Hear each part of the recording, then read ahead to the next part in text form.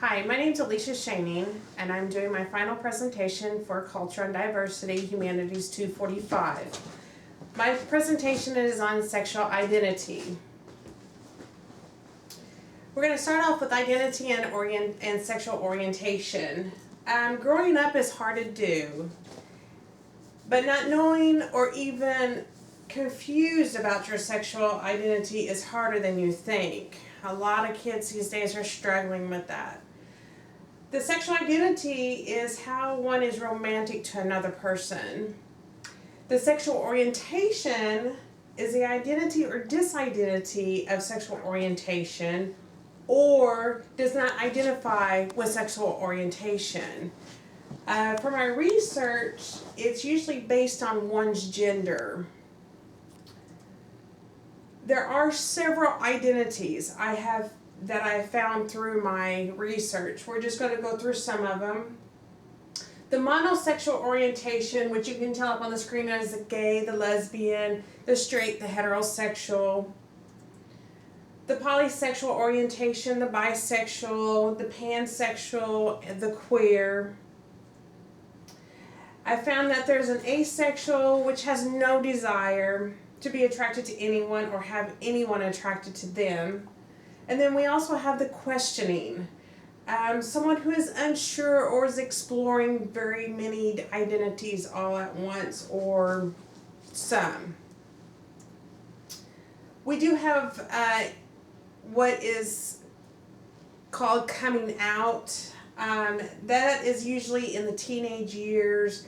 Maybe sometimes if they know that they're not going to be accepted at home, they usually do it in later in life. When they do come out, they come out to friends, close family members that they're more acceptable of accepting them and their sexual identity or sexual orientation. They usually do it in public or private settings. There are several support groups that I found in my research, and I thought they were all really good support groups. You have the National Alliance mental illness, depression, and bipolar support. A lot of these people that are coming out need that support because they don't know whether they have a mental illness or whether they can go back and forth or whatever.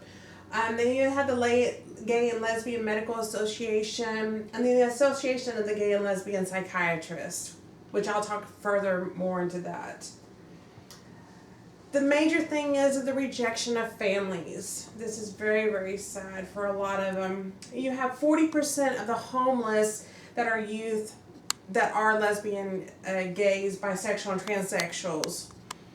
They're 8 times likely to be they're going to try to commit suicide. 6 times have a high levels of depression. 3 times they try illegal drugs.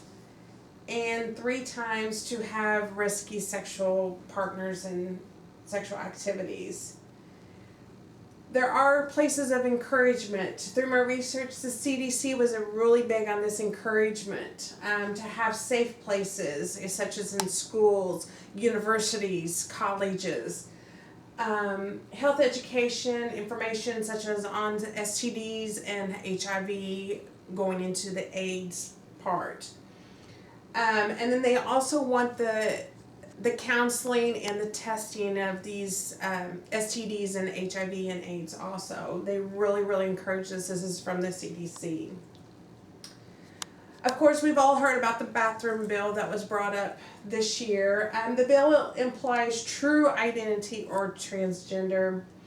Testing of chromosomes and examining of bodies was mentioned in it, My solution would be have a bathroom that is designated to the sexual identity people.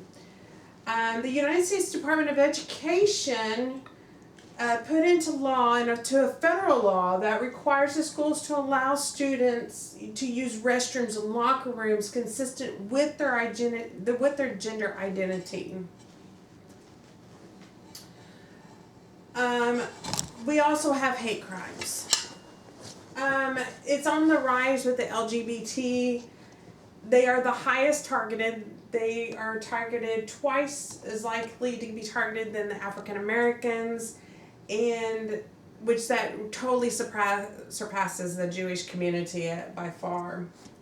We just recently also had the Orlando, Florida Pulse nightclub shooting that was intended for a hate crime against the gay population and the lesbian population. 49 people killed, 53 wounded. It was considered a hate crime and a terror crime also. To follow up on the hate crimes, some hate crimes are not seen as hate crimes against these people, against the groups. Some hate crimes are not even reported because they're afraid that they're just not going to be believable. But there is no true percentage on hate crimes against the groups because it's not documented. It's not documented because they feel in fear of reporting these crimes because they're not going to be believed or they're not going to be seen as a hate crime. We have Sigmund Freud. He was really thought that some homosexuality could be treated.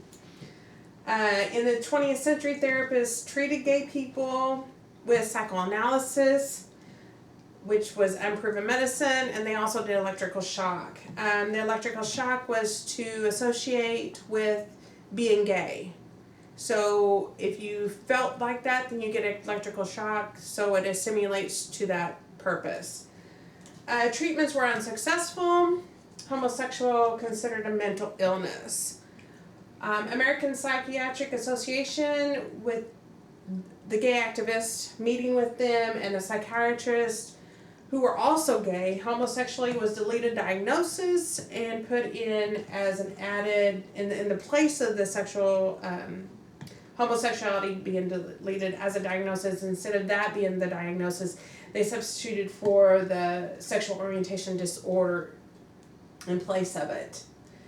The lesbian, gay, bisexual, transsexual population, the LGBT, is estimated at 3.5% adults identifying being as lesbian, gay, or bisexual.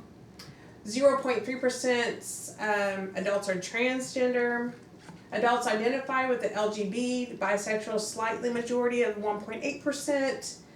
That is compared to the 1.7% of lesbian and gays. There's an estimated of 19 million Americans engaged in same-sex sexual behavior, and 25.6 million Americans that has a same-sex attraction. Now we go into the civil union versus the marriage. A long time there's been a civil union. It is a legal relationship between two people. It provides legal protections to the couple at the state level only. The civil unions are very, very common with the gays and lesbians before marriage was even approved for federal law. But several of the states did not see the civil unions for the gays and lesbians. As of June 2015, last year, the United States Supreme Court, with a 5-4 decision, made same-sex marriage legal, Because under the 14th Amendment, it says it requires a state license of marriage. And within that state, they have to recognize outside state marriages coming in. So therefore, as an example, if somebody would go to Kentucky and get married, Indiana would have to see that as a marriage. In conclusion, I want this, and if anybody sees it on YouTube, and for my professor as well, I want him to see, and for everybody else, to embrace others who have different sexual identities or a sexual orientation. If you know someone who is having difficulty with this by coming out or having problems talking about it, there are places that you can tell them to go. You can just listen to them and then maybe further them to somebody else if you can't help them. Talk to your children, to your family, to your friends about sexual identities and sexual orientations. Join a support group that helps with people trying to come out or cannot talk to the family members. And as Ellen DeGeneres always says, be kind to one another. She always says that at the end of her TV broadcast. These are my works cited. I don't know whether you can see those or not, but these are works cited. This is where I did get my information. Thank you for listening. I appreciate it. Again, my name is Alicia Shaning. This is Culture and Diversity Humanities 245 on sexual identities.